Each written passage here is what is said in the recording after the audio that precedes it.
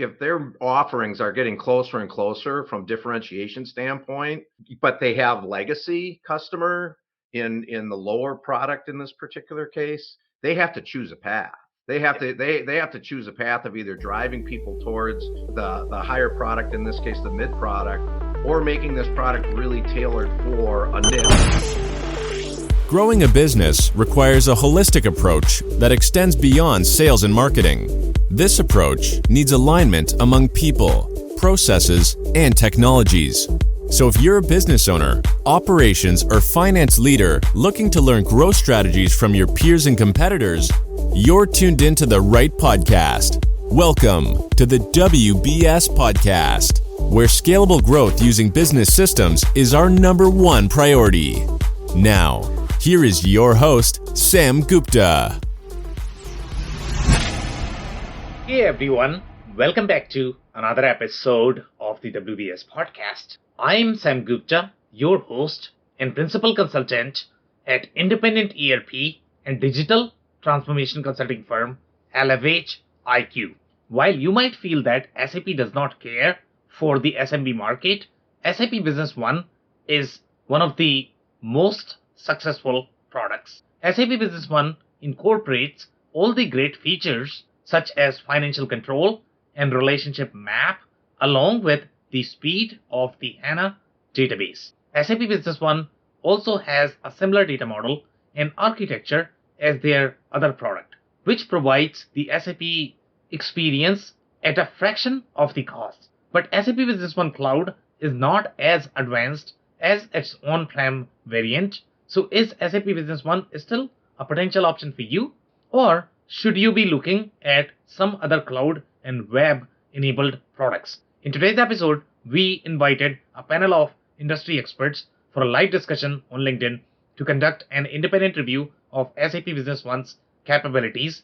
We covered many grounds, including their cloud journey and their strength with their on-prem solution, such as the transactional traceability features, similar to their bigger products, such as SAP S/4HANA and SAP Business by Design. Finally, we discussed features such as their sales and assembly BOMs and how they are better suited for project-based manufacturing because they have dates on their operations. With that, let's get to the conversation. Hello, everyone. Welcome to today's show. And if you're joining for the first time, this is part of our industry series for which we meet every Tuesday at 5:30 p.m. Eastern. We review one vendor or the solution independently, and then we always have an expert panel that is willing to share their insights. For today, we have a very exciting vendor for the solution that is called SAP Business One. We have done a couple of sessions on SAP, and this is their smallest product. So we are going to have a lot of fun reviewing that. Before we do that, we are going to start with everybody's intros. I am going to start with my intro. If you don't know me, I am Sam Gupta. I am principal at Elevate IQ. Elevate IQ is the independent ERP and digital transformation consulting firm. I have been leading ERP implementation for roughly 20 years, and SAP Business One has been always there in a lot of our engagement, so it's going to be a lot of fun discussing that. On that note, I am going to move to Phil for his intro. Hi, Sam. Hi, everybody. I'm Phil Kerper, Managing Director of Ringling Business Solutions. We help executive leadership teams align their digital transformation strategy with their core businesses. And I come to you with over 20 years experience in the C-suite, a lot of ERP experience, and some particular experience with Business One. So looking forward to it tonight. Amazing. Thank you so much for being here, Phil. Dave, can I ask you to introduce yourself next? Sure. Thanks, Sam. Hi, everybody. My name's Dave Chrysler, and I own an operations consulting business working with manufacturing leaders, helping them create systems to optimize profitability and culture. And I come to you with more than 20 years experience in operations, implementing ERPs and systemizing businesses. So excited to be here. Thanks, Sam. Thank you so much for being here, Dave. Andy, can I ask you to introduce yourself next? Absolutely, Sam. My name's Andy Pratico. I've been involved in ERP software for small to mid-sized manufacturers for the last 4 decades. I've worked all over North America. I've worked with over 1,000 manufacturers, and I have a published book on the topic of how to select ERP software. Thank you for inviting me. Okay, amazing. Thank you so much for being here. And if you are in the audience and joining for the first time, make sure you guys post your questions and comments. Typically, we try to cover them during the show. And if you cannot get to them, then our panelists are going to make sure that you receive your answers. So on that note, I am going to start with the briefing for today's solution. If you guys don't know what SAP Business One is, as I mentioned, this is one of the smallest products from the SAP portfolio. We have, I believe, I don't know if we have done SAP S4 HANA yet. You guys can remind me. We have done one session on SAP. We have done one session on SAP Business by Design. So in the SAP food chain, you have the small solution, you have the mid-sized solution, and then you have the big solution. So SAP Business One is the smallest. Now, people always talk about SAP Business by Design because that is the stepchild in SAP's portfolio. But SAP Business One, for some reason, receives a lot of attention, even though a lot of people think that SAP is not really focused on the small business segment. Overall, from the visibility perspective, SAP Business One has always been a very successful. It has roughly 70,000 installations. We have some numbers that we can go over, which seems like it probably has more installations than your Microsoft GP. If I recall correctly from Microsoft session, I don't know if you guys recall or not, Microsoft GP has roughly 60,000. So this is 70,000. SAP Business One is especially successful in South America, Europe, where you are going to have a lot of complex localizations and the geography is very complex from the taxation and regulation perspective. That's where SAP Business One is really successful. Now, overall, from the product perspective, as we all know, SAP is really behind in the cloud journey. And sometimes, when you are going to be talking to a lot of different partners, they will not tell you the difference between real cloud, fake cloud, but this is a super fake cloud. When you are looking from the partner's perspective, because SAP cloud version of SAP Business One is going to be super lean and limited. And we are going to review the screens, again, coming directly from SAP in terms of what web capabilities they have in the cloud version, which is very, very, very lean. You cannot probably utilize that for your business at this time. The partners have created a lot of different custom arrangements. They have very thick IP sitting on top of SAP Business One, and that's how somehow they are able to sort of enable cloud. Sometimes it blows my mind, how they are able to do it, but they are somehow able to sell it as the cloud product. But obviously, that is probably going to be hosted on the partners' infrastructure. That is probably not SAP Cloud. SAP Cloud for SAP Business One is going to be extremely lean and limited. Now, overall, from the product perspective, you are going to see on my face when I am going to be reviewing SAP product, because I absolutely love them, the way they are designed. Okay, the SAP product, all of them, including SAP Business One, has one of the best product architecture, the way the data is supposed to be organized. I just don't know any other products in the market that are going to have as streamlined architecture from the data model perspective. And that is probably the reason why SAP is so slow, because it does require a lot of thinking to be able to develop the data model. Otherwise, it's going to feel very patchy. It's all over the place. And most of the vendors in the market, they are really patchy, with the only exception being Acumatica, which is very well organized product, the way product is designed. And for some reason, Acumatica is able to move far faster in the market, compared to any other vendors, including SAP, even though they hardly have any reason. SAP probably has, I don't know how many reasons. So that's pretty much from the briefing perspective. Do you guys have any questions, comments? I would just echo that localization comment that you made, Sam.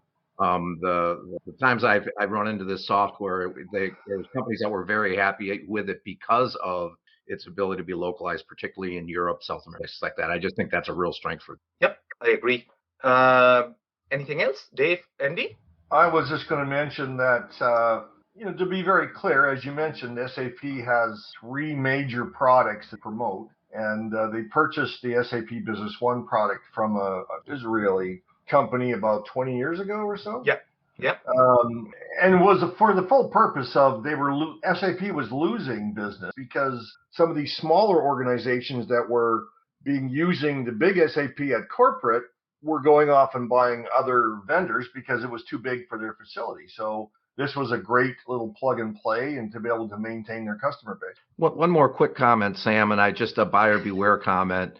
The SIs or the sales side, the salespeople in the SIs, just ask a lot of questions. If you've already kind of like the SAP environment, or maybe you're already on it within some on-prem and looking at a different environment, they push you up the food chain. Yep. And you really got to ask a lot of questions about where your particular application belongs in the food chain, and that you're buying the right product, assuming you've settled in on SAP, or even if you're comparing them to a few other platforms. Okay, great points, guys.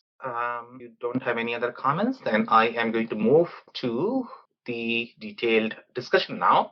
So here, as Andy pointed out, that SAP Business One was initially launched in Israel in 1996 under the name called Manahal. And I don't know what that is. I think it's called Manager is what they have written, or Top Manage for countries out of Israel. In 2000, Top Manage started its global expansion into markets in Europe and Latin America. And that could have been the reason why it has always had very strong presence in those markets. And those are very unique markets. Sometimes companies don't even want to target those countries because they are going to be just too small. We have seen from our discussions that Aptean is trying to capture those very small, tiny, because nobody else is there. So that could be a great market for them. But in this particular case, obviously, SAP has very strong localization component built as part of the product, and not just SAP Business One, across all of them. And for that matter, even Microsoft is going to have. So the products from the bigger companies are going to have far broader localization capabilities that you are not going to find with some of the other vendors. For example, Infor, Epicor, Acumatica, NetSuite has far broader localization. So in the other cases, you're not going to find they are going to have far deeper operational capabilities. But overall, from the localization perspective, they are not going to be penetrated globally. Now, here they are saying Top manages. They also acquired the sister company. I guess that it was a full merger. They finally ended up acquiring pretty much everything that company had.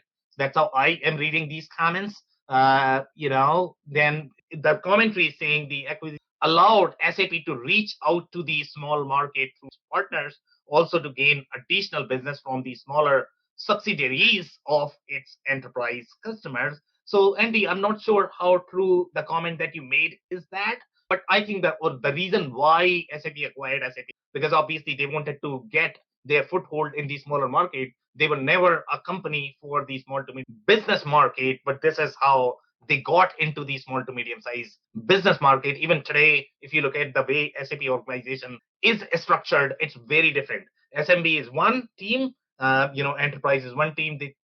They have been trying to merge them together, but it's very rare that they are going to work as part of one. Now, some more comments here. Overall, I think there is a little journey here, how SAP Business One has been evolved. So in 2010, I think they introduced the Crystal Reports Integration Unified Code Base. In 2012, they did some of the usability enhancements, SAP HANA support, which is a big deal, in my opinion, for a product that is going to be as small as SAP Business One. If you are getting HANA and Fury, I love both of them, to be honest. I mean, it is one of the best experience from the UX perspective. There are 2 or 3 different products that I am a big fan of overall from the UX perspective. Obviously, one is going to be SAP. The second is going to be Acumatica. Third is going to be Epicor because of the kinetic, and they are really good at UX. I'm not talking about anything else, just UX at this point of time. So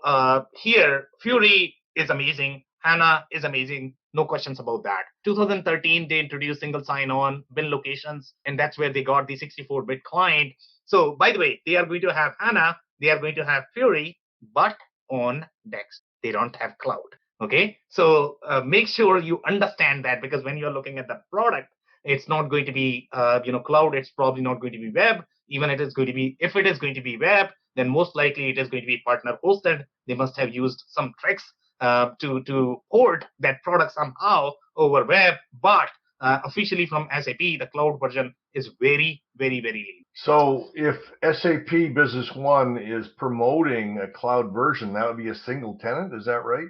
Okay, so let's step back a little bit and discuss the single tenant versus multi-tenant. So depending upon how you describe that, right? So SAP Business One, the comparable for SAP Business One is going to be Microsoft GP, it's going to be Syspro, it's probably going to be Macola. So depending upon how you define single tenant, if you talk to anybody, especially if you talk to technical people, they are going to say it's multi-tenant because that's how SAP infrastructure. But the way I like to look at from the ERP perspective is really from how your entities are going to be stored in the databases. Do you have to log in and log out to be able to access the information of the other entity, or are those entities going to be sharing the data? When we talk about vendor master, customer master, item master, can you manage your item master from one location and promote it to other location? So that's where the serious functionality of multi-entity SAP Business One is not designed for that. In fact, SAP is very clear in their positioning, how they like to position their products. So SAP Business One is supposed to be for the smaller customers, which do not require multi-entity functionality as much, even though they might have multiple entities, but their databases are probably going to be separate. Okay, so they are going to have localization in a lot of different countries, but the whole idea is you must have a small operation. Otherwise, you should probably be using something like SAP Business by Design, which nobody likes, or SAP S4 HANA. But the whole idea of SAP Business One is you must have, just one entity, one legal entity, and that's where SAP Business One is positioned right. So I don't know if I answered your question. Any follow-up comments there, Andy? Okay. So here, obviously until 2014, it was really lean. That's where they introduced the resources module, the branches, and the branches concept come from the slightly more retail distribution products.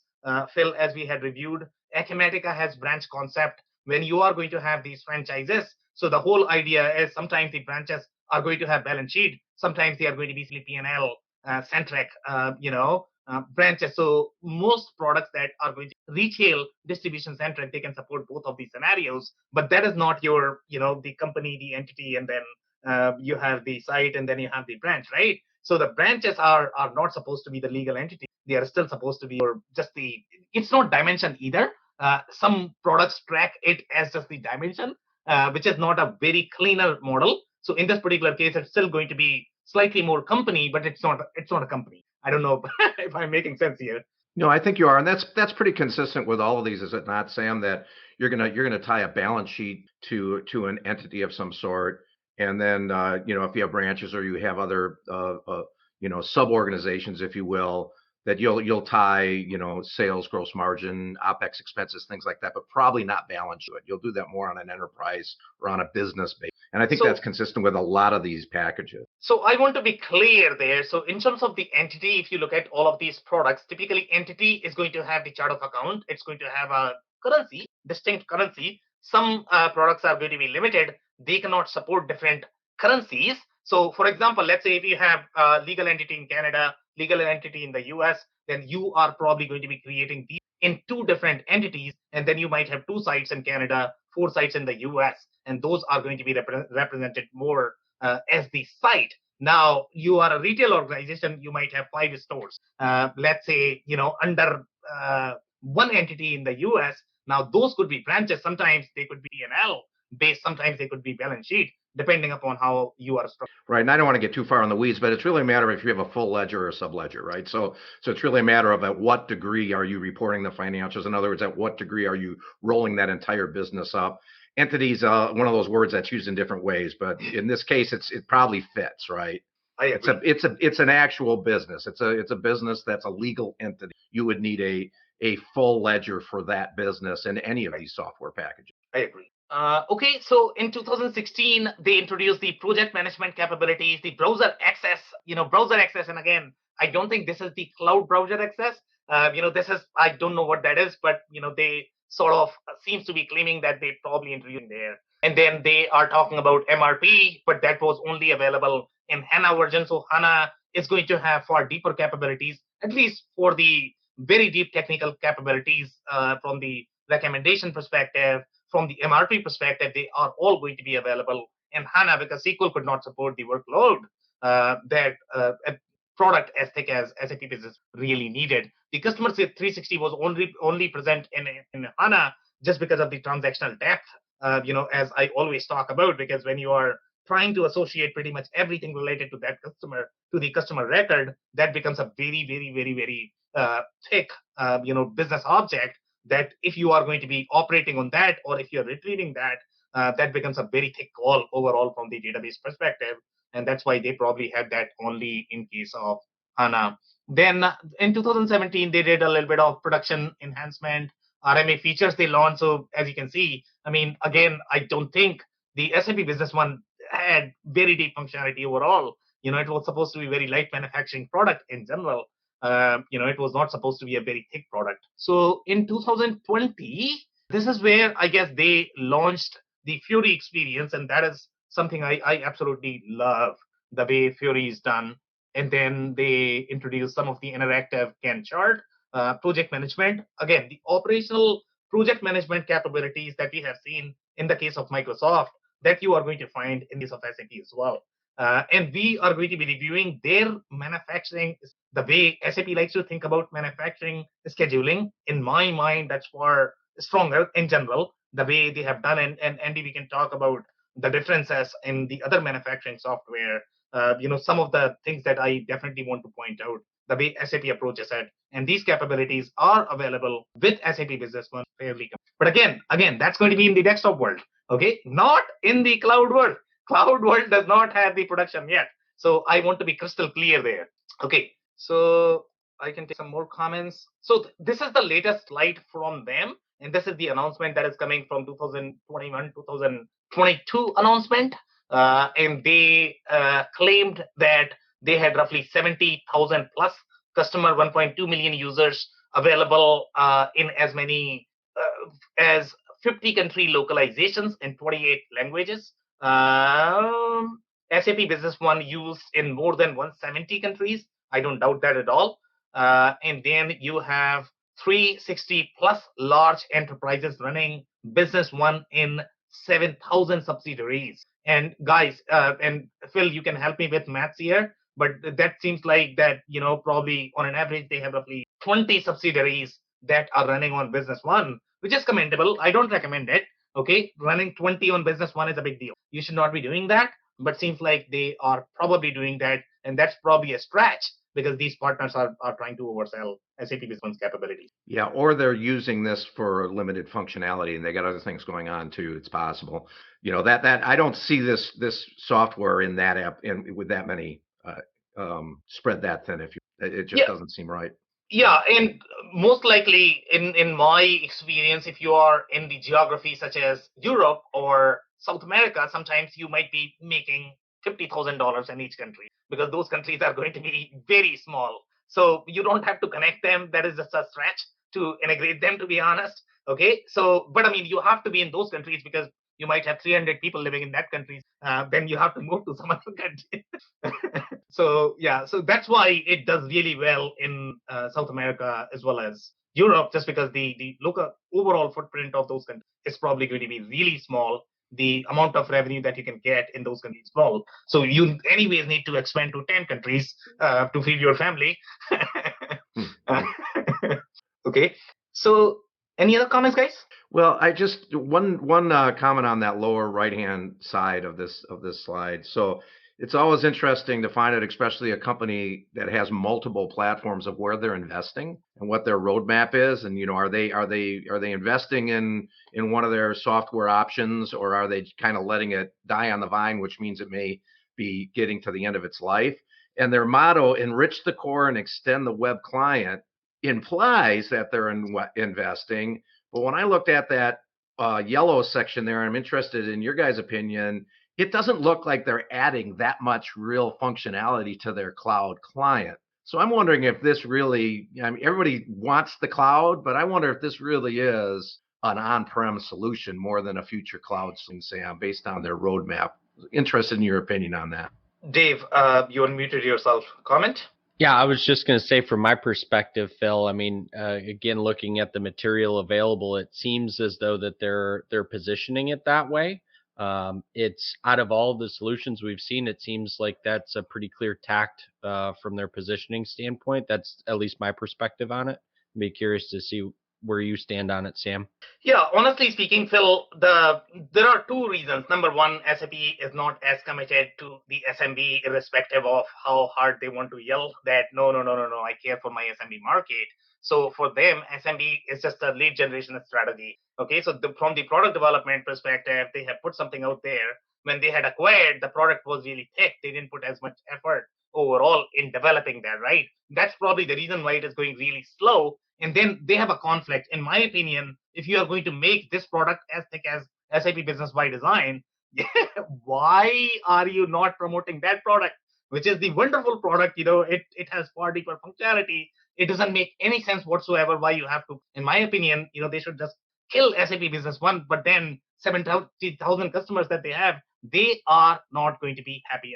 Okay, so that is the challenge that SAP is running into. And the partners are not going to be happy about it either, because in the traditional SAP Business One world, partners actually made a ton more money than SAP did, to be honest, from SAP Business One, because the thick IP and the cloud infrastructure that they had on top of the SAP platforms. Again, partners have far more clout in this game, and that has been a challenge for SAP. And right now, they have to please the partners, they have to please the customers. So it's very, very, very, very hard lift. And that is probably the reason why cloud probably is not going to get thick functionality, because they have to make sure partners are making money. It's very, very, very hard for SAP to manage the balance there. That is really an interesting topic, and I'll not go too far into it because you could spend 10 minutes on that. But if their offerings are getting closer and closer from differentiation standpoint, but they have legacy customer in the lower product in this particular case, they have to choose a path. They have to choose a path of either driving people towards the higher product, in this case the mid product, or making this product really tailored for a niche, and if they're going to target it, then they've got to have a transformation of their whatever piece of that 70,000 customers that they're saying to the next product. So I bet you that if the SAP guys are listening, we're probably mirroring a lot of conversations you guys are having in your boardroom of trying to figure out your path. Yeah. To add to that, Phil, all I was going to say is they're going to have that challenge regardless, because you have to imagine the majority of those 70,000 are going to be on-prem anyway. So they're going to have that. They're going to have that challenge, that migration challenge, regardless of if they continue to develop this and move people into the cloud, or move them into their mid-level. Yeah, don't tell SAP this, but leave this one on-prem and let the other one be your cloud version, guys. All right, guys. So this is the cloud version, and I want to be absolutely clear here in terms of cloud, because you will not be able to spot the difference. In fact, I struggle with it a lot. They both are going to appear very similar. You will not be able to spot the difference. So this is their cloud version. And if you see the menu up top, you are going to get sales, purchasing, payments, accounting, service. But all of these modules are super lean. Obviously, you are not going to find anything related to manufacturing, production that is not there in the cloud version yet. Okay, when I'm looking at the demo, I get confused even today. Okay, whether I'm looking at cloud or am I looking at on-prem, and SAP is not going to be clear about their positioning, where they are overall. You have to be really informed, and you have to pay a lot of attention, drink a lot of coffee to be able to find that. Okay, so we will be comparing and contrasting this with the on-prem. So the other slides that we are going to have are going to be far more on-prem, and you will see how powerful SAP Business One product was in the on-prem world, and that's why it has such great adoption, because other products could not really match the capability that SAP Business One had in the on-prem world. We are going to see, but it has become really hard for SAP somehow to replicate that in the cloud version and sell SAP Business by Design, which already has all of this.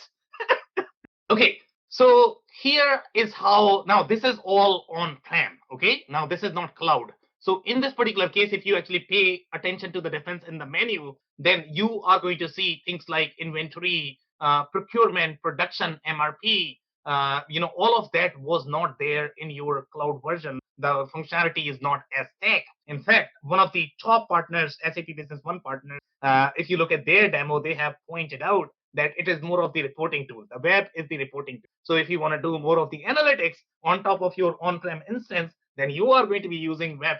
I just don't get it why they are positioning it that way. Obviously, partners want to sell their IP. It's in their best interest to sell their IP, and that's why they want to sell on-prem a lot more than the cloud version. But as a customer, you need to make your mind in what you want. So here, I mean, SAP Business One overall from the layout perspective, it looks pretty. You are going to find all of those beautiful traceability, financial traceability that we saw in the case of Business by Design, where each of the document at each transaction you can track inside the product. That is going to be available in your cloud variant as well, but the cloud variant is not going to have as thick operational functionality that you need. If you are simply buying it maybe for accounting, maybe for procurement, maybe you are not for profit, then probably it's going to be okay, but it's probably not going to have the not for profit version. But if you are, let's say, distributing manufacturing, then obviously it's not going to work. The cloud version on-prem will work.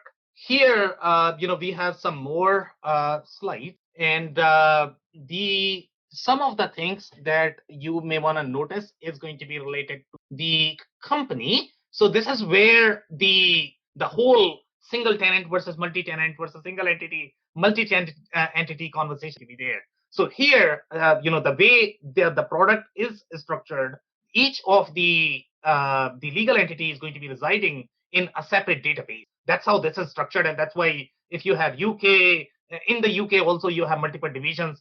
All of them will require changing the user, changing the login to move to them. So they are going to be completely separate databases as opposed to residing in one database. For example, let's say if you look at solutions such as NetSuite, InfoCloud Suite, SPL, SAP S4HANA, SAP Business by Design, Microsoft, Dynamics Business Central, all of them are multi-entity product, and they can host all of these entities in one database as opposed in multiple databases that will require separate login. This is more of the single tenant product. The comparable for this is going to be Macola, Syspro, Microsoft GP is the right comparable for this product. One of the things that I absolutely admire and love about SAP is the way their user authorization is done. It's very intuitive for a business user. And again, doing this requires a lot more thinking in terms of what changes are going to go to the product. And that's probably the reason why SAP development is just so slow. The other products, they are super patchy. The way the authorization is done, from the financial traceability perspective, in terms of what you want to enable, it is the SAP products are going to feel far more natural, and SAP Business One is no exception. The way the authorization is done, and again, this helps with the SOX compliance. Any sort of GDPR, then obviously you need to have really tight traceability, or you are going to run into issues from the regulatory perspective. Okay, and here we are looking at the traceability overall from the balance sheet perspective. So a lot of products, when you are going to look at them in the market, and I want to be absolutely clear here, this is the on-prem experience. Okay, you might have this in the cloud experience, but this is the on-prem experience that you are looking at. And in this particular case, one of the beautiful thing about SAP, and that could be because of HANA, that they have this power of providing the end-to-end traceability. Meaning, if you are going to have balance sheet and you want to have the end-to-end traceability of the transaction, meaning if you are going to click on the chart of accounts, if you are going to be clicking on any of the elements on your balance sheet, you can go to the real transaction. In that, you can go to the relationship map where you have the entire transaction captured. Now, this capability is going to be in Business by Design. This is going to be in SAP S4HANA. So even the Business One has that flavor, and I'm sure that is probably there in the cloud version as well, right now. But you are going to see all of that.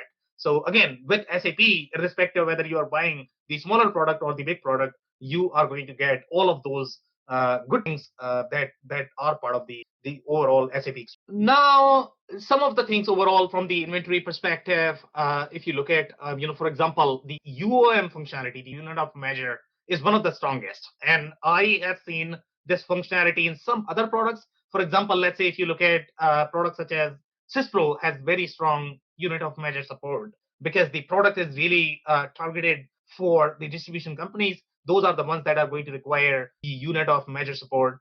Business Central is okay, not too bad.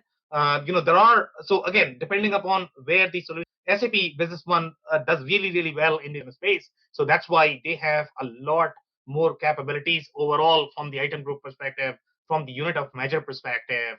And then the way, they are going to have the items. So you have the inventory item, the sales item, the purchase item.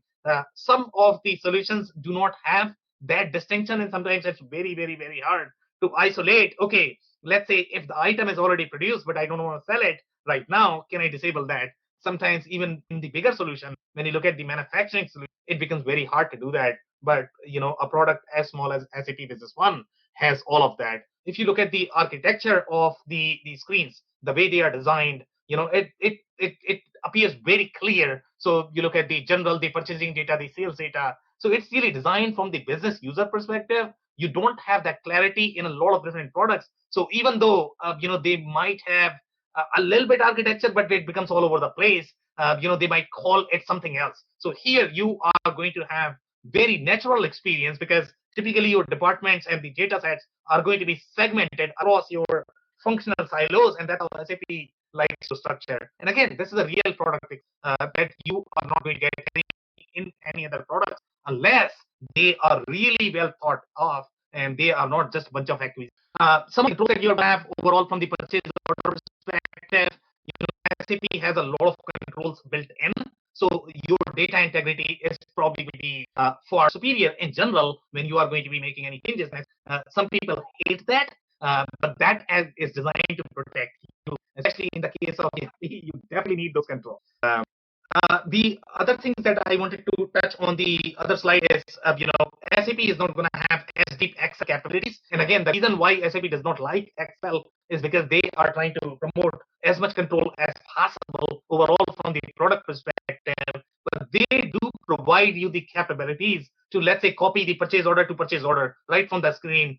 You can combine one-to-n scenarios. That is all possible in case of SAP Business One, but you are not going to have as deep Excel capabilities. Again, because of the control, because once you go out of the system, then it's very, very, very hard to enforce that control. And that's the reason why SAP really likes everybody to really live in the product. They are making it easier inside the product. They are not trying to, go outside of the product. And other things that I wanted to touch here is going to be overall the bill of materials. And SAP Business One has 3 or 4 different BOMs, the way they support. And by the way, guys, we have seen in case of Epicor, NetSuite, Epicor is very well positioned in the manufacturing space. And, we were thinking that, they are going to have the BOMs, that the way BOMs are supposed to be designed, but they didn't have that. Even NetSuite, we could not see. But, from the SAP perspective, if you look at the way SAP's BOMs are designed, even though they are not going to have as strong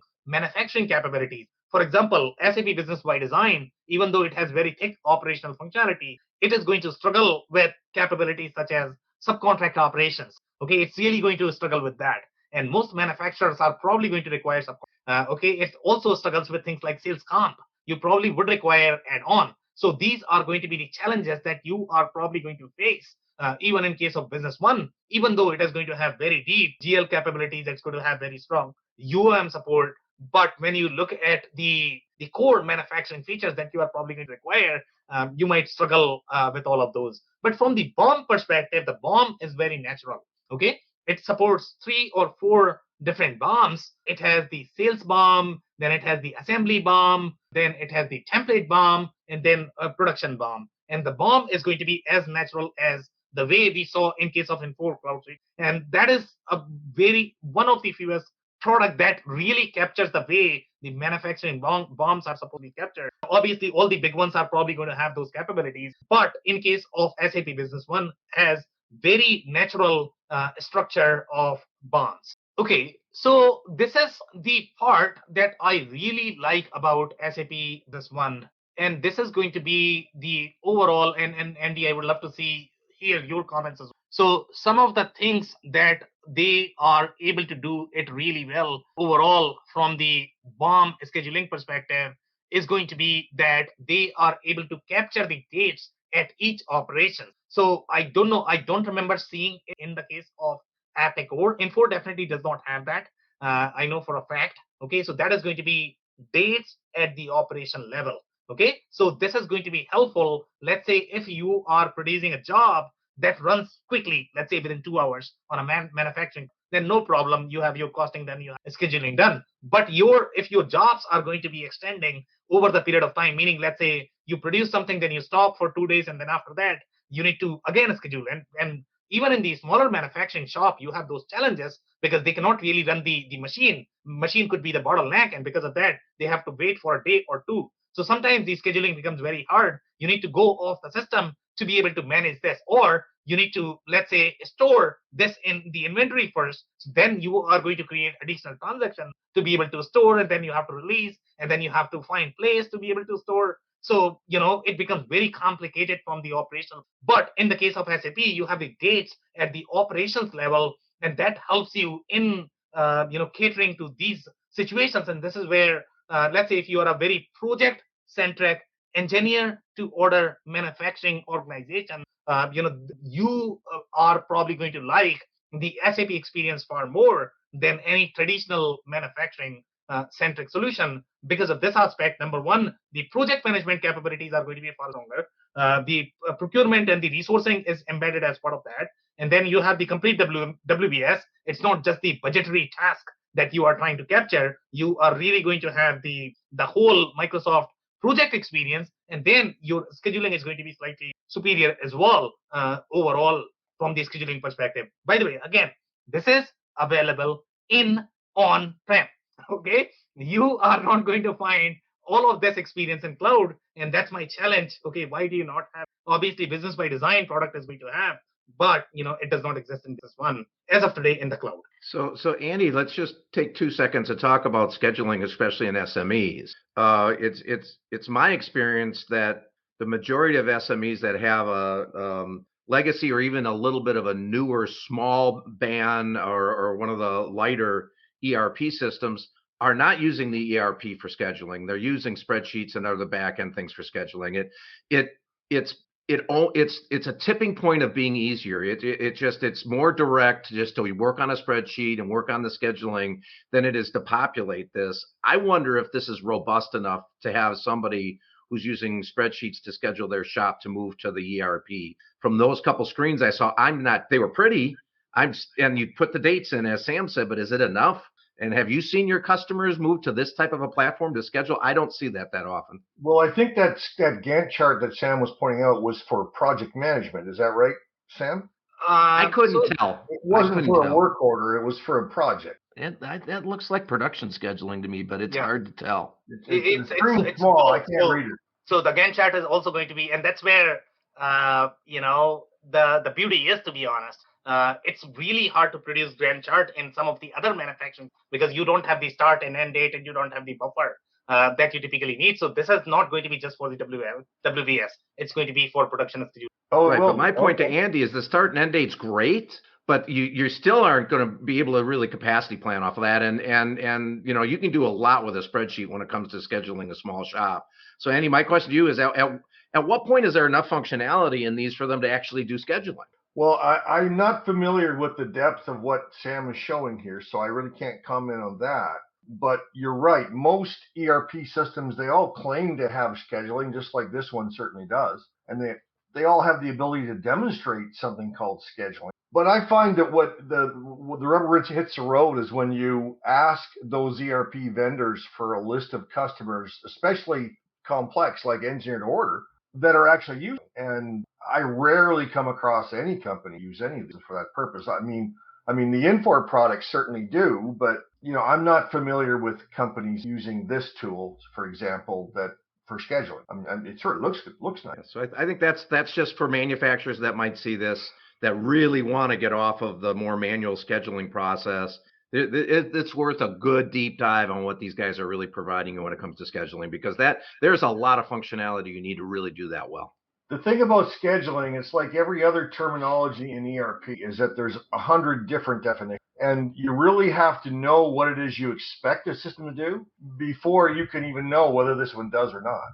To me, that's the biggest problem that you just hit on, Andy, because somebody sitting through a demo is going to ask, hey, can I use this to schedule, without any use cases, without really understanding what the output is that they need, and without talking to the people that are probably handling the scheduling from a manual standpoint today, that have a real comfort level with their ability to move things around and kind of, get production knocked out through Excel or whatever other type of, offline and or bolt-on tool. All right, guys, so some more slides and then we can take some more comments. So here, this is the slide where we have the different localization.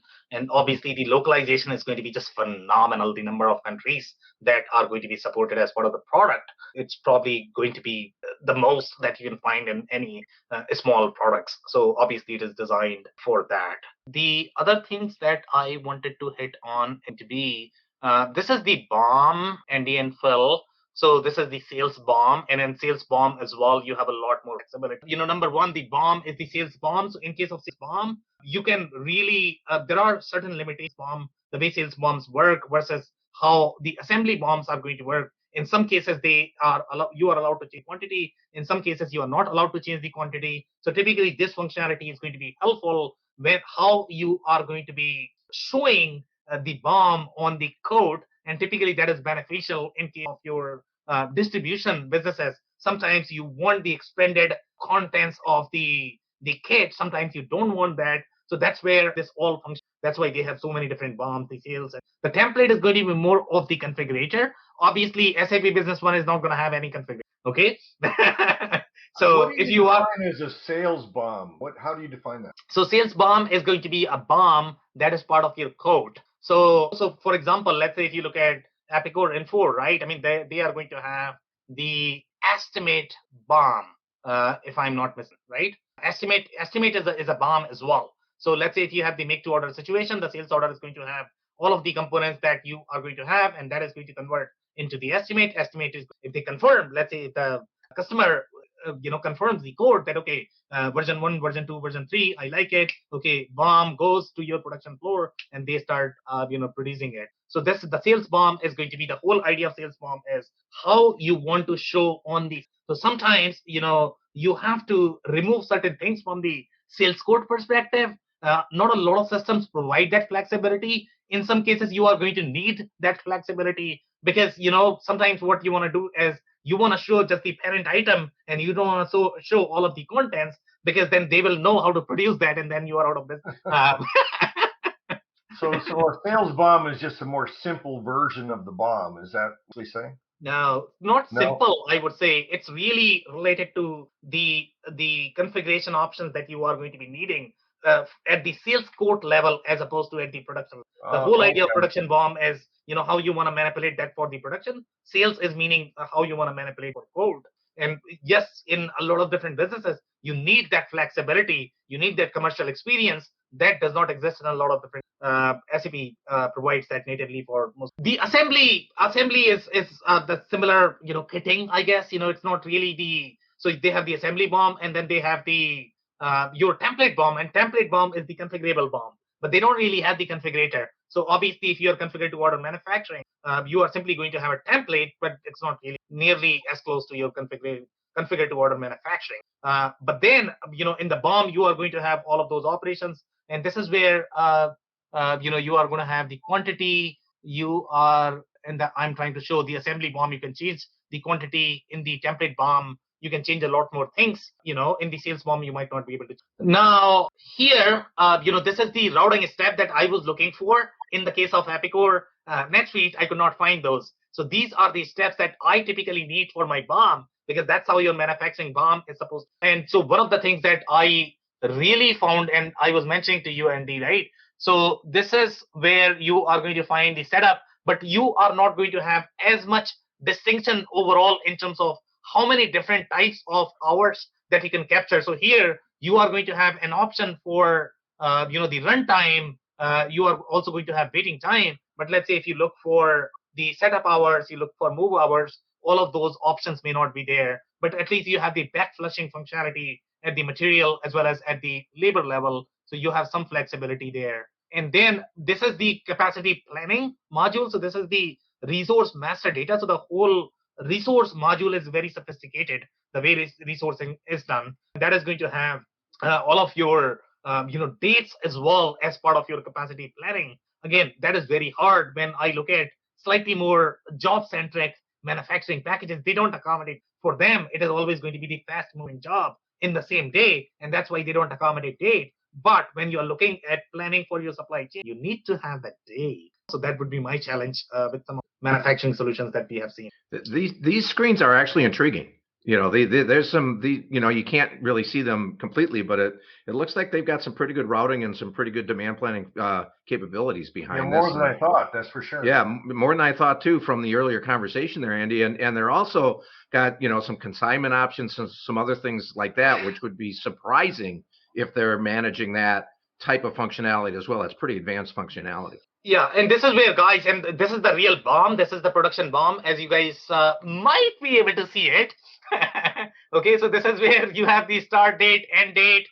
You have the waiting days, total days. So you have the real days. And again, when you are looking at the real engineer to order situations, you are not going to have those fast moving jobs that you are producing every day. So that's where this is going to be super handy overall from the scheduling perspective. If you look at the routing date calculator, you have on a start date, on end date. So the whole Gantt chart functionality is actually part of your BOM, which is really compelling. And that's why I like SAP Business One a lot. But again, this is on-prem, not cloud. Okay, I want to be absolutely clear. I was going to ask for that distinction, because that was exactly what was in my mind, Phil, as you were making that comment, thinking, okay, well, yeah, the screens look great, but what are we looking at? Are we looking at, it's what are they selling us? Or yeah, just by how Sam has been training us how to tell. These look like on-prem screens, right? Yeah.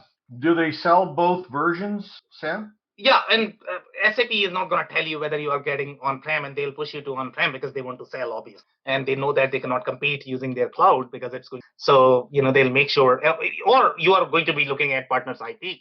And partners will never tell you, because sometimes you can buy on partners' paper. They will never tell you that you are buying their IP. So, yeah, it's very, very, very hard to work with SAP in that regard. Yeah, and again, that's where I guess, you need to talk to somebody who sort of knows the underpinnings of how these solutions are architected and structured.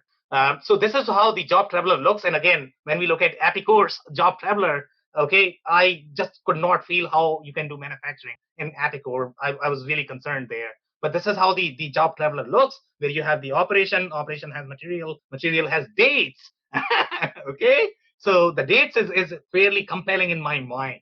So again, that's where the beauty is. Again, on-prem experience, SAP Business One that's why it is so popular and strong, because you could do a lot more things. That's not possible now in the cloud world. And by the way, the costing is very, very, very layered and deep as well, that we could not see in any other platforms. But in general, even the SAP partners, they just don't know how to demonstrate SAP products, to be honest. You will never hear or see them talking about these things, which are the real differentiator for SAP. They really struggle to demo that. And this is the real experience that you are going to get from the SAP perspective. So this is, again, it's built as part of SAP One.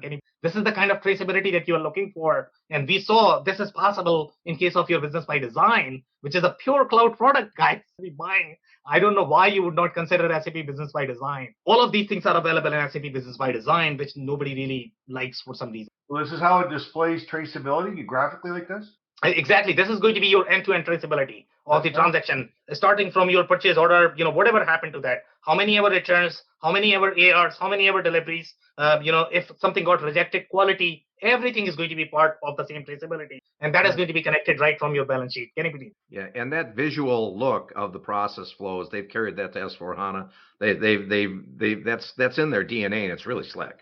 And by the way, you are also going to get the physical document, and that's a big deal. Okay, physical document is always hard with a lot of different products. So here, the physical document is going to be part of your, which is just mind blowing. And the bin functionality, we saw this in case of your Microsoft Dynamics Business Central. It is very similar. It's very deep. And again, that's how the distribution set products are supposed to be. So bin has 4 layers. You have the warehouse, the aisle, the column, the shelf.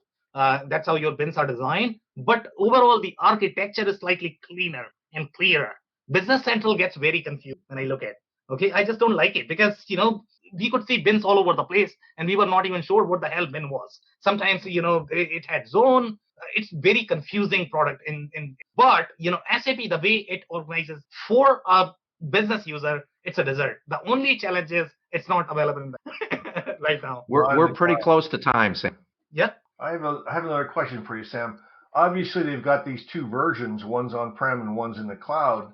And obviously, depending upon the client's specific expectation of the system, they're going to push them one way or the other.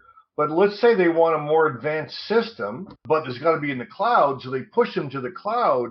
How does that work? I mean, can they convert back to the on-prem version, or if they find out it's not heavy enough, or what?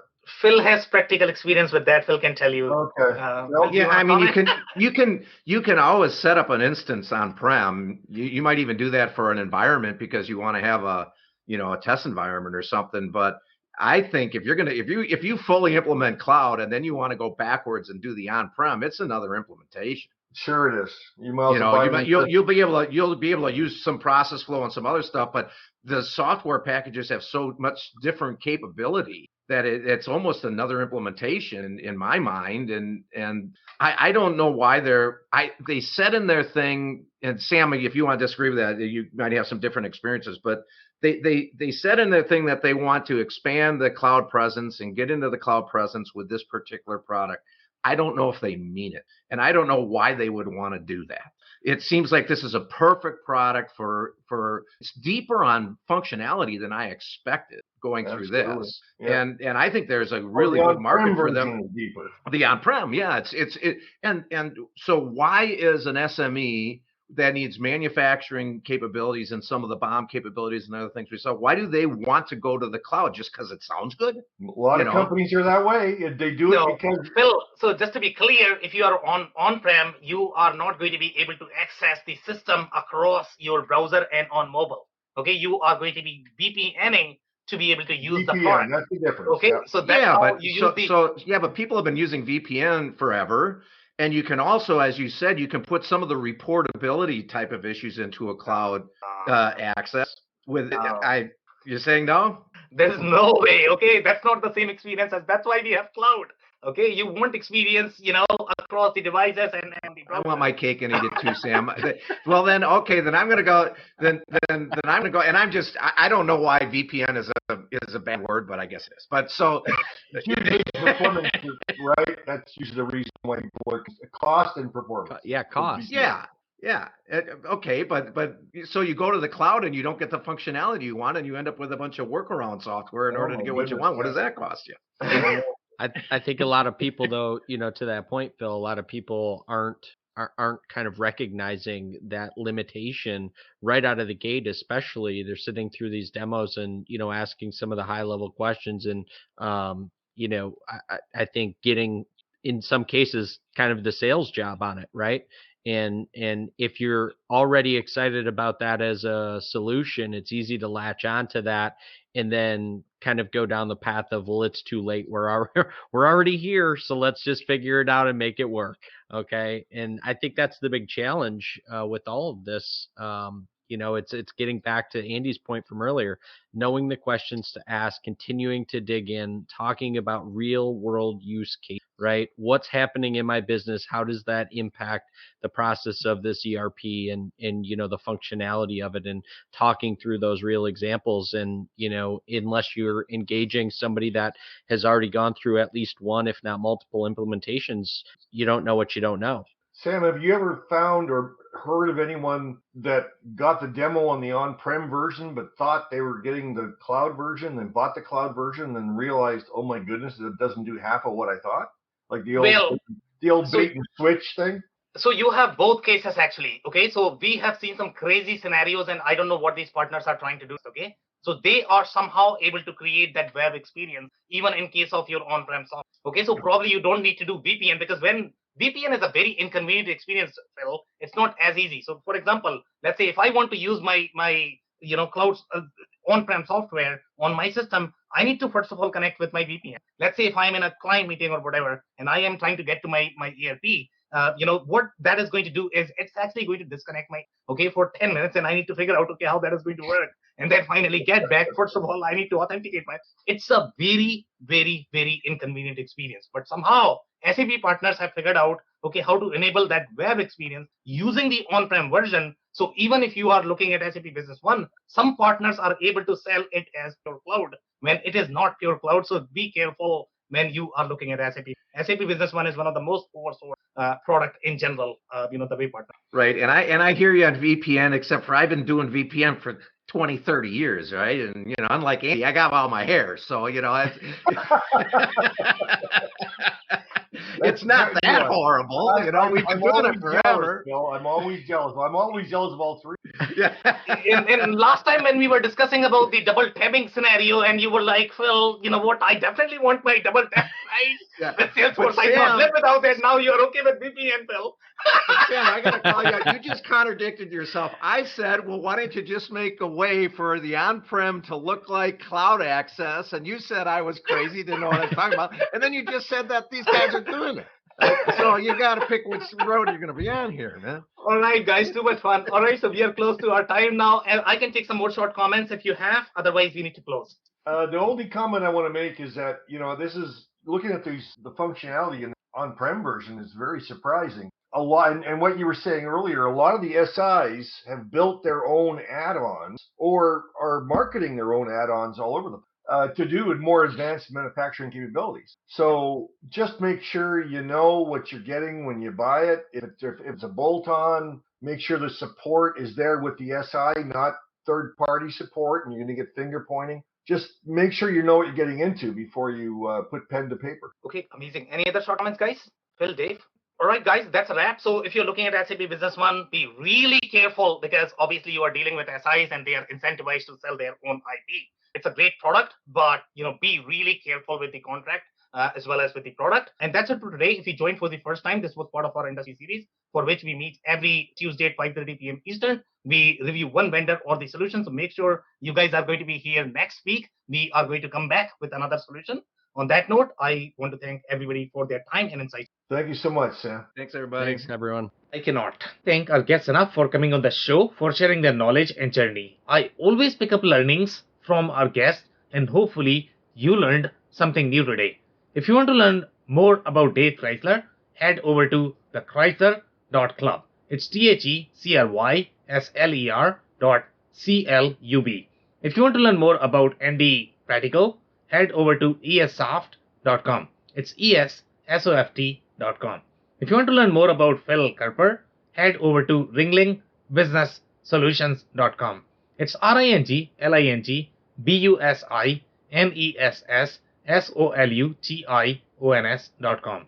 Links and more information will also be available in the show notes. If anything in this podcast resonated with you and your business, you might want to check other related episodes, including the interview with Marsha Williams, who discusses various components of MRP planning and where MRP fits in the process. Also, the interview with Abu Asif, who shares his insights into the processes of cannabis businesses in Canada. Also, don't forget to subscribe and spread the word among folks with similar backgrounds. If you have any questions or comments about the show, please review and rate us on your favorite podcasting platform or DM me on any social channels. I'll try my best to respond personally and make sure you get help. Thank you, and I hope to catch you on the next episode of the WBS. Thank you for listening to another episode of the WBS Podcast. Be sure to subscribe on your favorite podcasting platform so you never miss an episode. For more information on growth strategies for SMBs using ERP and digital transformation, check out our community at WBS.rocks. We'll see you next time.